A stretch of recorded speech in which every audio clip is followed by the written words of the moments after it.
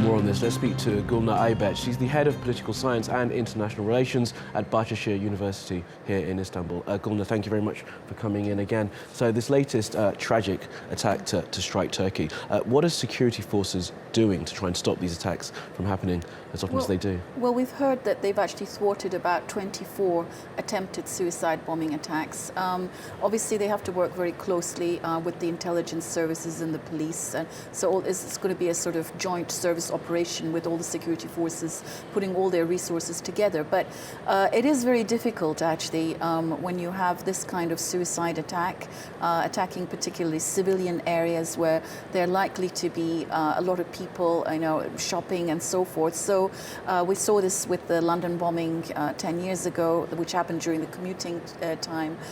We saw this with the Paris attacks. So, the odd one does tend to, unfortunately, slip through the net, no matter how much you try to prepare for this sort of thing. And unfortunately, after such an attack, because a lot of these are virtual cells, the trail tends to die down as well. And so it's very difficult to tie it back to an integrated command structure. Absolutely. And in terms of the way that the security forces deal with this, what kind of techniques are being used? Is there infiltration into some of these groups who may well be behind these kind of attacks? There may be. Like I said, this has to be worked very closely with the intelligence services, and they have their own methods, various ones. And this kind of terror actually is new, because Turkey has been dealing with terror for a very long time, but largely it's been within the remit of the armed forces. And they've been fighting with the PKK in the southeast. Recently, the PKK have taken the combat to urban areas, where the armed forces have actually been dealing with a new kind of urban warfare.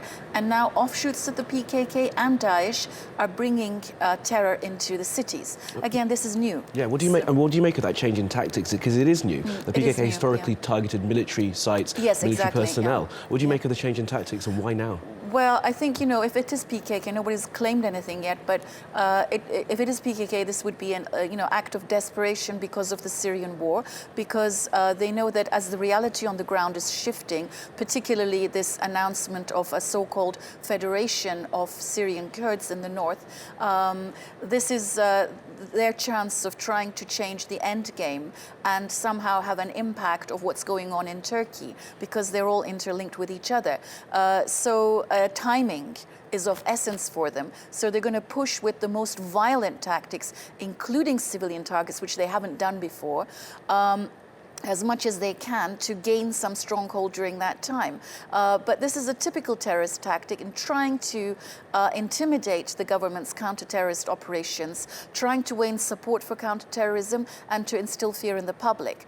And that's why the government have said that they will continue very firmly with all the counter-terror operations, including those in the southeast and including heightened intelligence and vigilance in the cities. How much do you think what's happening in Syria currently, the relative peace that's coming to that country, will have an impact on what's happening across the border in Turkey? Do you think? It's a huge impact, of course, because as you know, the Turkish government prevented the PYD from actually joining the Geneva talks. And now the PYD, the Syrian Kurdish group, which are affiliated with the PKK, are trying to circumvent Geneva by establishing some kind of a federal order where they're controlling some land. And that, of course, is going to have an impact on the end game.